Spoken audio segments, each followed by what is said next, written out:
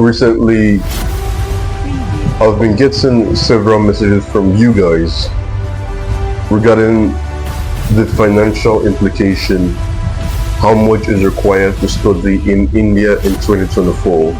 And usually I try to reply to these messages, but then it becomes really difficult to keep up, okay?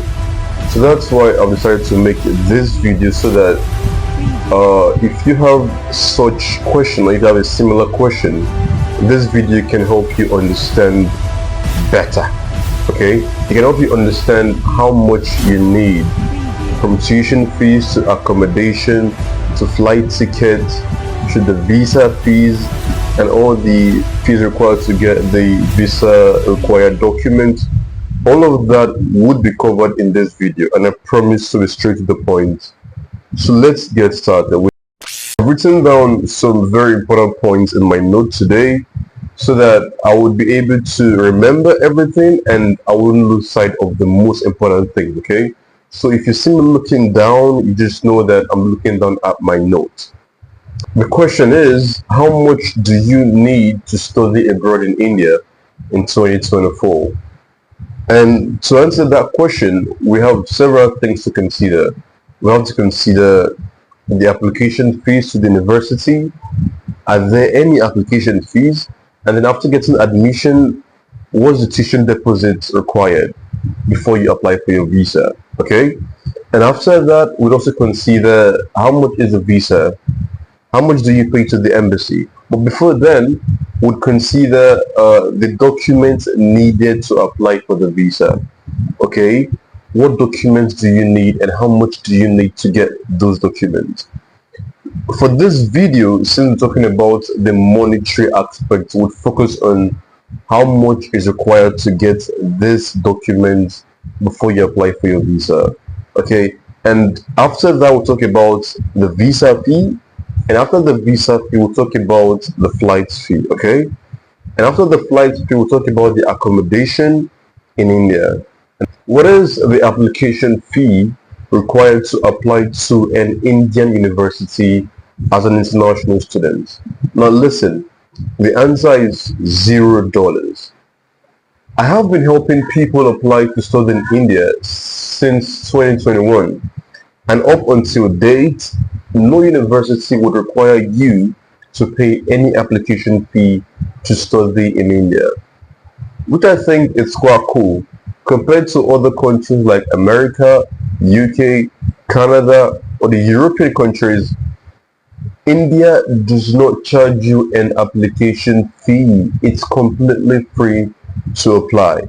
Okay? So even if you're not really sure about continuing with the application, you just want to see how it's gonna be, you can still give it a shot, okay? And it's completely free. Completely free, okay? After the application fee to the university, the next point we are going to consider is how much is required as a tuition deposit. Okay, so for this question, the answer is relative. It differs from school to school. For some schools, $300. For some other schools, $500. For some other schools, $1,500. Okay, so let's say you apply to Chandigarh University, for instance, now, and you got your offer letter, you've spoken with your sponsor, and they are willing to continue with the application. The university would require you to pay $300 in order to secure your seat. Okay? It is called tuition deposit. So you pay $300 to the university, and in turn they would send you the documents you need to apply for your visa. Okay?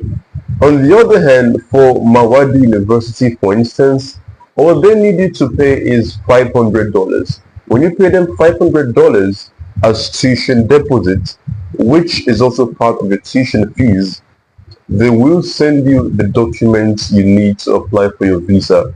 They'll send the email to the embassy. They will also send the visa letter. Okay, it's called the admission letter, valid for the visa purpose. And then on the other hand, we have Paro University.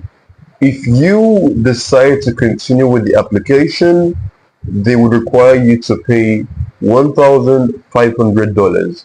Okay, and after you pay this amount, you can apply for your visa. They'll give you all documents you need to apply for your visa. Okay, and for Paro University, after paying this amount, you do not need to pay any other amount. You can just travel straight to India and resume your program in Paro University. So that's for tuition deposits. I just use 3 schools as examples, but for other schools, expect within $300 to $1,500. Okay?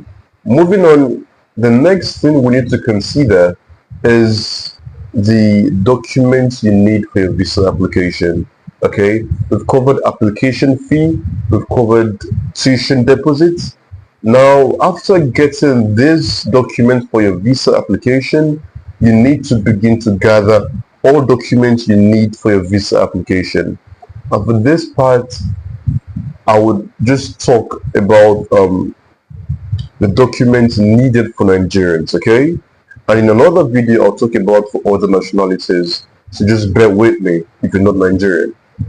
As a Nigerian, there are several documents you need to apply for your Indian student visa. Take for instance, you need your police character clearance, you need your NDLEA certificate, you need to authenticate all your documents and legalize them as well. You also need your eligibility letter, yellow card, and some other documents like that.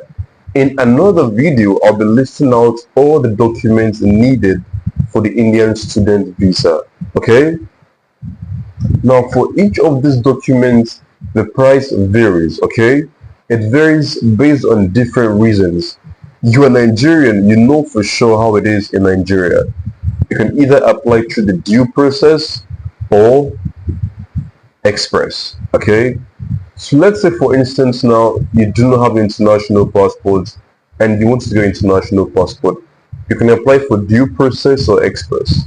Due process, as you know, it's very cheap, but it takes forever. You do not know when it's going to come out.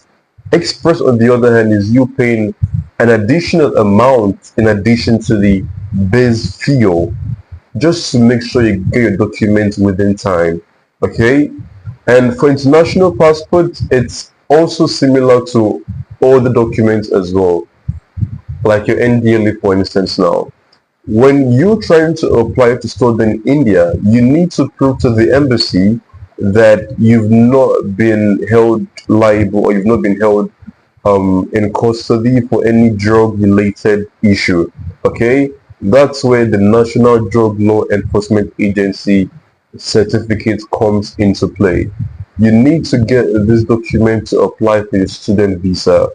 So for the NDLEA, the prices vary, like I said earlier. Let's say from 30,000 naira to as high as 200,000 naira, but it should not exceed 200,000 naira for just a piece of document. I'm giving you the range from due process to the express. Due process, you go to the NDLEA office in your city, in your state, and you tell them you need an NDLEA certificate. And then they ask you to provide your bank statement of your sponsor, and some other long list of required documents. When you give it to them, it takes about 3 to 2 months or more before they release your NDLEA certificate. I do not know exactly how much it would cost in your state, okay? But at the time I asked at the NDLEA office when I was in Nigeria, I was told about 30 or 40,000 naira, okay? On the other hand is the express. So let's say you do not want to wait forever. Let's say you need to get to India within the shortest time possible and you're willing to pay an additional amount. You can just get someone to assist you with that. Get an agent that you trust to assist you with the NDLEA certificate. I do not know how much he's going to charge you. I really do not know, but do not pay more than 200,000 for that single document, okay? On the other hand, if you need help getting your NDLEA certificate, you can check in the description of this video. for my contact details and you can contact me. I would see if we can help you get that. Okay? And after that, you also have the police character clearance. Now, this is possibly one of the easiest documents that it's among the list of required documents for Indian student visa. For this, all you need to do is to go to the police CID or the state CID in your state, and you tell them that you need your police character clearance. It takes within a week or less.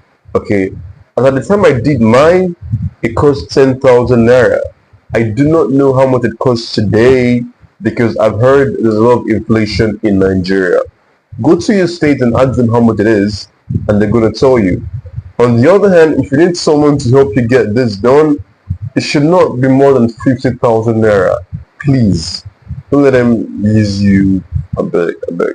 Now, we've talked about the NDLA certificate, the police character clearance, and we also talked about international passport. The next thing on my list is authentication of a document, okay? So let's say you're a bachelor's degree student, or let's say you're applying to study in India for bachelor's degree. The embassy would ask you for your testimonials, your transcripts, and some other documents like that, okay?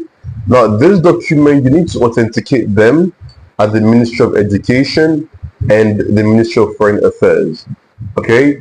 And you might also need to legalize them as well. Now, for authentication, make sure that you are given your eligibility letter.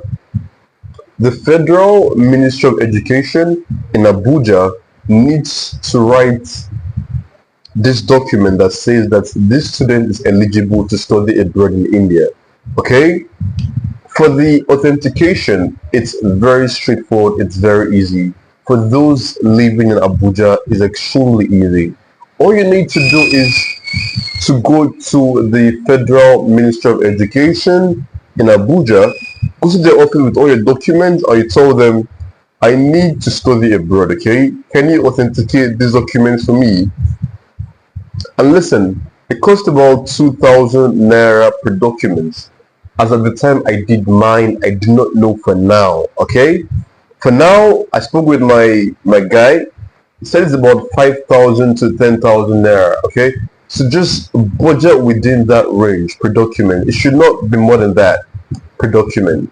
2,000 per document, or no, it should not be more than 5k per document, okay?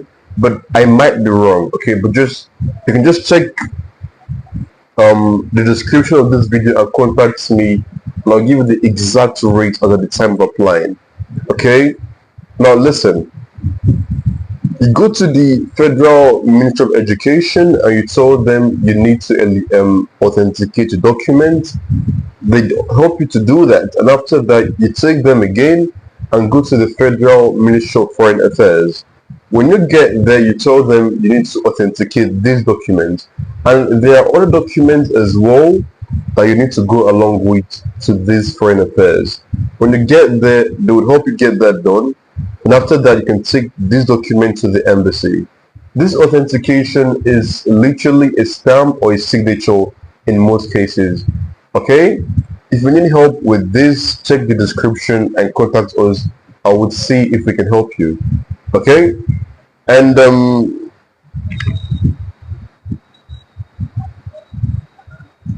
cool. So we're done with that. After getting all the lists, all the documents for your visa application, the next step is to apply for your visa. First, you fill out the form. After that, you get an appointment date. And after that, you go with the document and you go with the visa fee to the embassy. Now, what is the visa fee for Nigerians? And at the time of making this video, it's about 894,000 naira to pay to the embassy for Indian student visa. When I applied my Indian student visa 2021, I paid around 100,000 naira, around that range, 100,000 naira to 150,000 naira. It's not that much. But now it's 894,000 naira. And before you start to complain, listen, there's inflation currently going on all over the world. And if I were you, I would apply my visa as soon as possible because you do not know how much it's going to be next year. Policies are changing. Okay, so you have to be very quick. Cool. Now you take that money, you take a document to the embassy, and you apply for your visa. Hopefully you get your visa. And after that, how much is the flight ticket from your home country to India? Now listen, it depends largely on several factors. On the time of application, on the time of booking, and also when you book as well, and also how long it is from when you're booking to when you're actually going to travel. Okay, so the farther it is, the cheaper the flight ticket would be. Okay, depends on if you're booking a non-stop flight, which is a direct flight from your home country straight to India without stopping anywhere. It's more expensive. But then if you're booking a multi-stop, it's going to stop at several places from your home country. It stops at either Ethiopia or Dubai or Qatar, and then to India. That's a little cheaper. Okay. Now for this, I would advise immediately you get your visa, start checking online for the rates, for the prices to book your flight ticket to study in India. If you need help with this, let us know in our DM. Okay. In addition to this, we have a university in India that offers free flight tickets to students. Okay, if you need help, if you are looking at the financial implications and you think it's cheaper and you think it will be better for you if you could get a school that would sponsor your flight ticket for free, then this is for you. Contact us so that we can let you know if you're eligible for that. Okay. After you've paid for your flight ticket, you've boarded your flight to India, you'd also need to think about the accommodation. Okay, how much would the accommodation cost? For some schools, accommodation and tuition fees is separate. For some other schools, accommodation and tuition fees is together. So let's say your school, you've only paid for your tuition fees and accommodation, you are the one to sort that out yourself. Please pay attention. Okay, now when it comes to accommodation, it also depends on which part of India you're residing in. If you're residing in Delhi, Greater Noida, Chandigarh, of course it's not going to be cheap. It's going to be on the high side. But if you're residing in Raipur, Rajkot, or some other less popular cities, it's usually very cheap. So you can budget around 2,500 rupees per month for accommodation for one bedroom and kitchen, so let's say around 15,000 rupees per month in Delhi, in Chandigarh, or in these high-end cities. So put that into consideration as well. On the other hand, if you would be staying in the hostel, you should ask the university how much the hostel costs. The hostel typically covers hostel and feeding. Okay, so usually if they tell you it's $1,000 per year for hostel, it covers your hostel and your feeding, but still check in with the university just to be on the safer side. Okay, cool. And then another thing to consider if you're thinking about studying in India, it's how much you'll be spending on your food. Listen, the good part is in India, I've been to several cities. I've been to close to 70 to 80 cities in over 10 states in India. And one thing I've noticed that's consistent in all the states is the prices of food is actually cheap. It's not expensive as opposed compared to Nigeria. Okay? So whatever state you are in, it depends on how you eat as well. But your food should not be more than $100 per month. That's not a lot. So you can budget around $25 per month to $100 per month for your food. If you decide to cook at home, it's a lot cheaper, trust me, than going outside to eat at McDonald's or KFC. If you're trying to save costs, I would advise you cook at home. It's a lot cheaper that way. When it comes to flight ticket, you can budget around 450,000 naira to as high as 1 million for a one-way flight ticket from your home country to India. Like I said before, it depends on when you book. If you book, let's say, 1 month before traveling, it's cheaper. You book 1 day before traveling, it's super expensive. The earlier you book, the better. I hope this video has provided you with some information. I hope this video has provided some value to you. If you think this video has added some value to you, consider dropping a like and also consider subscribing as well, so you will not miss out on any of our upcoming content. Okay? See you in the next video.